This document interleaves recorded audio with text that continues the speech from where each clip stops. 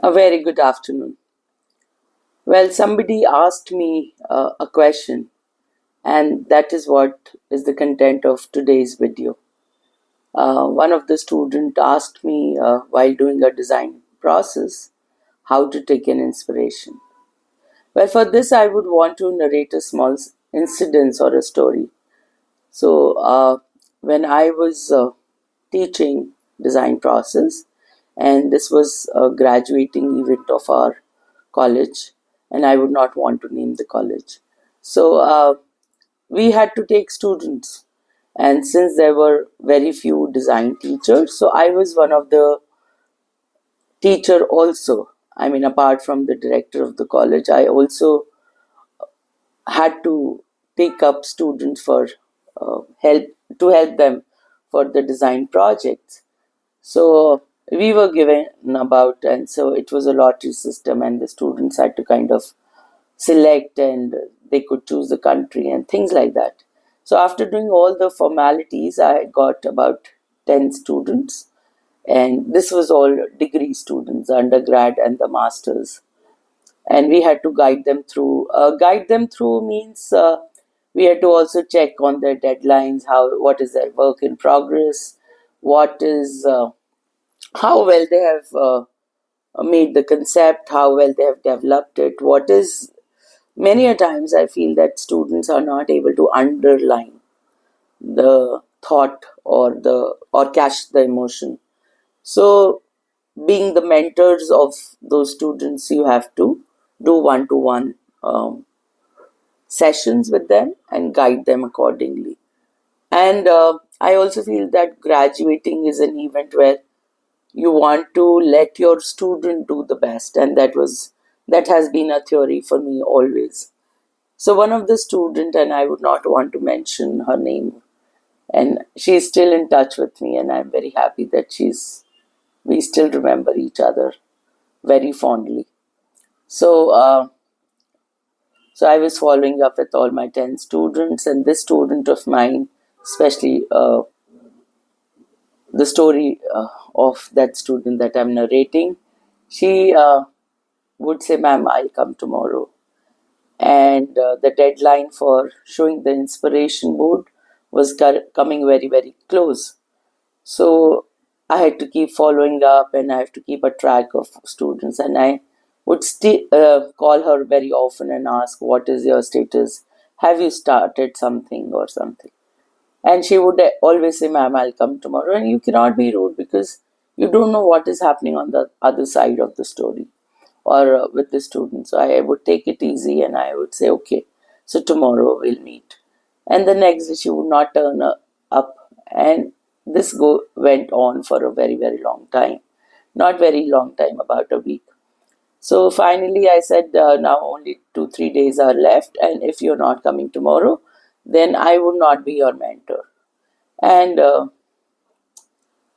since you are a teacher and people feel that you're very clear with your concept and the style, so they would want to take you as a mentor.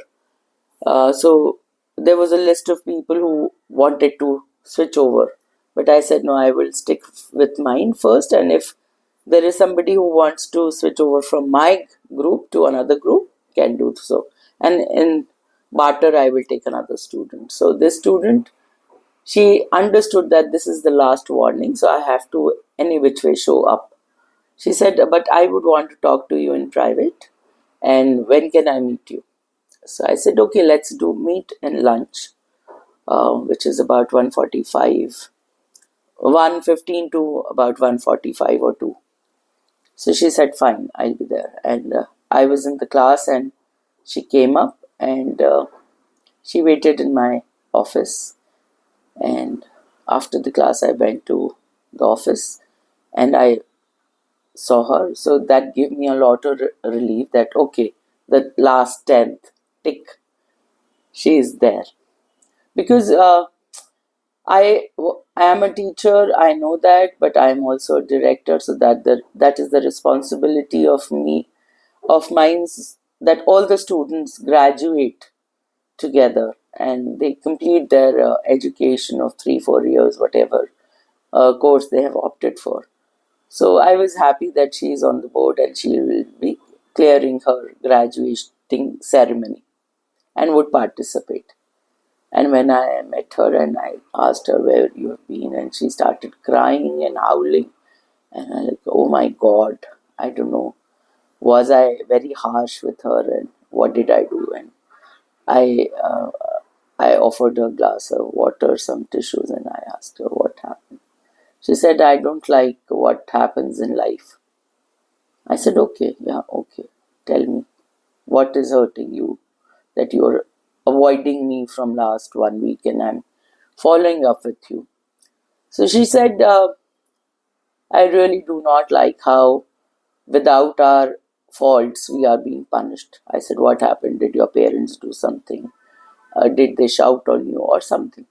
She said, no, one of my distant cousin passed away and he was married and he has a daughter very, very young. But the treatment my aunt and uncle are giving to my sister-in-law is very bad. She's not allowed to wear colors. She's not allowed to wear bindi, and she's also young, ma'am.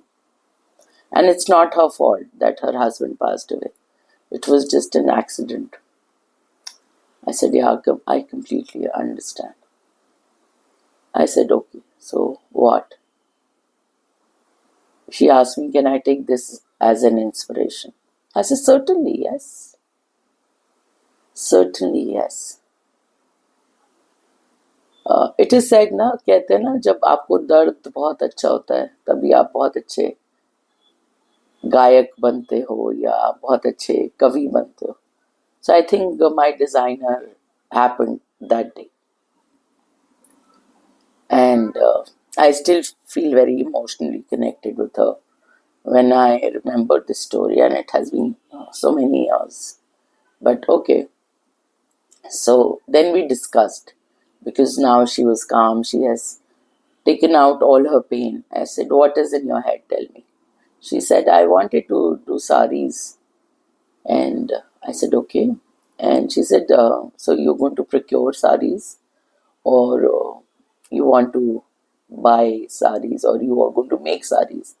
She said, no, I'm not going to procure saris. I'm going to make it myself. And it's going to be about checks. And so she has, in her head, decided how the collection is going to turn over, with few of my inputs, but she was very, very clear. So I would do frills, and initially I'll do pleats because very rigid, very tight, and all those. And gradually, and at the end, my model would wear a very colorful sari, no checks, only floral prints and a bindi and all that. And she's going to be the most. She's going to be my showstopper. I said, perfectly fine. It sounds good.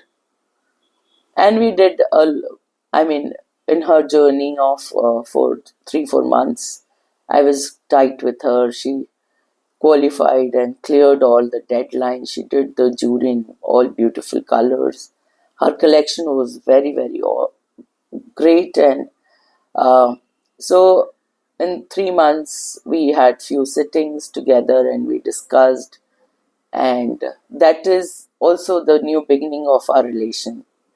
And as I initially said, that she's still in touch with me. So that was trust building relationship that happened that day, that time. And I was there for her emotional and her decision making times. I was there with all my 10 students, and I've been there with my students, be I be their mentor or not, but I've always believed in my student and did try to help and solve their problems. So she came out in flying colors and she got a standing ovation, because at that time when the collection is about to be walked on the ramp, we read a little story about what was the thought of the designer, why did he or she did that collection. So for her, we did that little write-up, which is very emotional, and she got a standing ovation The judges were very, very happy. And I think in that college, that was my first collection of a sari, which was made. I mean, people have bought fabrics, they have bought saris, but this was made saris. So we did all that calculations and everything. And she got the best commercial or the best designers award. I don't remember that. But why I narrated this story was that is how you take inspiration. So, inspiration is not every time something beautiful or something which is um, social or something which is uh, very musical. It is can also be the pain or the change that you want to see. So she took that inspiration and she did that. Uh, the whole inspiration converted into collection and made into. So I'll tell you what her saris were. She has to do 6 saris. So first sari was big checks, dark colors, and then eventually the checks are getting smaller, frills are adding up in the saris, and then the red sari with floral prints and with lot of frills and lot of colors. So initially it was, I think, a black and white sari. It has been 4, 5, 6 years. I don't remember also much, but I still remember that connection that I had built up with her. And I mean, I have so many stories to narrate, a lot of stories about inspiration also. So I hope I've cleared the doubt how to take inspiration. Inspiration is not about anything very far, it can be anything very close to your heart. So study yourself, look within what makes you happy, not always sad, also. What makes you very happy, what makes you sad, what makes you enjoy, what is that you always wanted to do. Anything can be an inspiration. So, wish you all the best and may you do the best in your graduating shows or in your collection, and do the collection for yourself, not for your teachers, not for your college, but for yourself. It should be a reflection of you. It is your baby. You should be able to raise them properly. All the best, and if you have any question, you're more than welcome to ask me again. Thank you so much, and I look forward to meeting you all. Maybe one day I am also planning that we will call a few designer, my students who have become good designers, big names, small names, call them, have a little chit chat. So if you have questions related to that also, you want to know about it, you can always. But I am looking forward to have my students as a part of this show or these videos where I ask them questions, and I'm in the process. So I look forward to seeing you all. Thank you so much for being there and listening. I think that's very, very important. Thank you. Have a good day. Bye bye. Thank you for watching the video. Do like and subscribe and share it with people who are wanting to take fashion design as career. I look forward to your questions. Thank you.